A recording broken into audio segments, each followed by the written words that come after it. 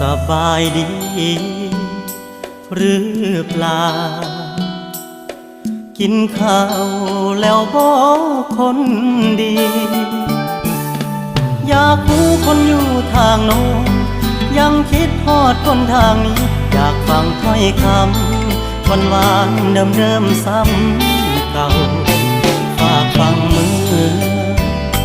ความกันที่ทำงานห่างกันสองห่างวันอาทิตย์ค่อยเจอหน้ากันสู้กับงานวันจันทร์หอดเสาร์บอกใจเงาเงาคิดทอดอดเอาสามก่อน